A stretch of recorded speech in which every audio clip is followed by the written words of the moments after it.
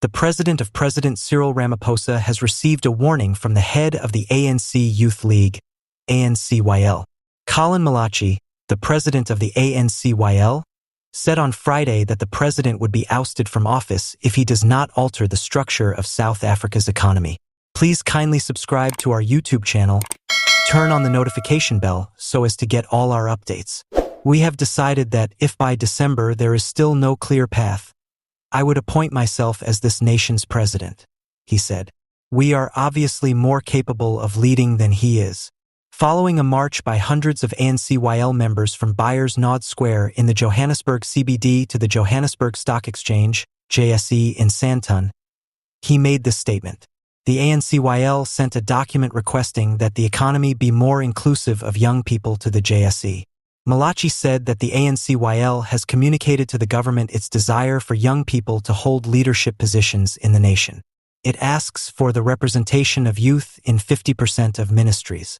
The ANCYL made its requests one day after its president questioned Tshwane's new mayor's capacity to oversee the metro due to her lack of experience. In a vote of no confidence, previous Mayor Cyril Ramaphosa was ousted, and Action SA's Naisify Moya was elected in on Wednesday. Malatji said that Moya's lack of leadership experience rendered her unfit for the position.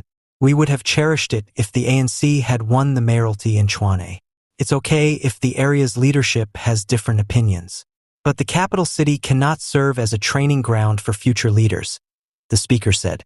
Tshwane must be brought back to its former state, according to the ANCYL head. Although I'm not sure whether the mayor of Action SA will be able to do it, let's give them a chance.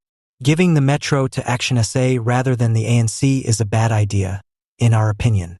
In our opinion, the ANC is more capable of running any municipality.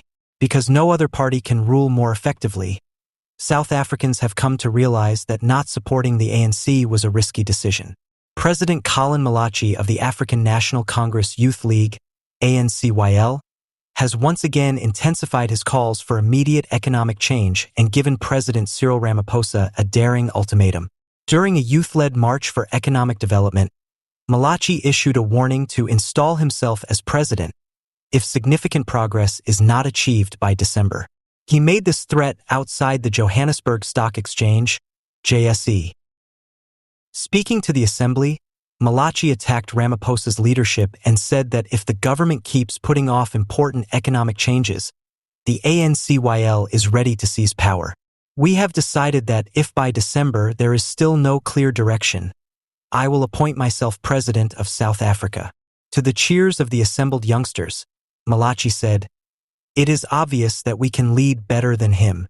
The head of the ANCYL has expressed his dissatisfaction with the way the government has handled the economy, especially with how it has failed to address the rising rates of inequality and young unemployment.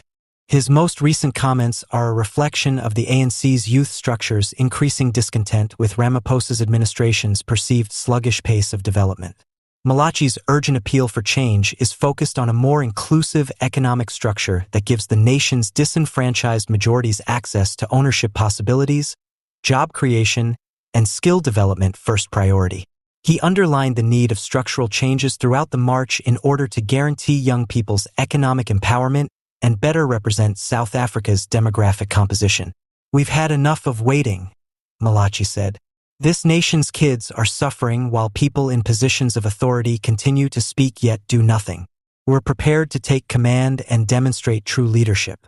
Threats from the ANCYL to unseat Ramaphosa as president coincide with an increase in political unrest ahead of the national elections in 2024. The ANC's internal pressure on Ramaphosa to take more aggressive measures on economic matters is highlighted by Malatji's statement. It is unclear whether Malatji's dramatic ultimatum will lead to a direct meeting with Ramaphosa, but the ANCYL's position suggests a possible power struggle inside the governing party.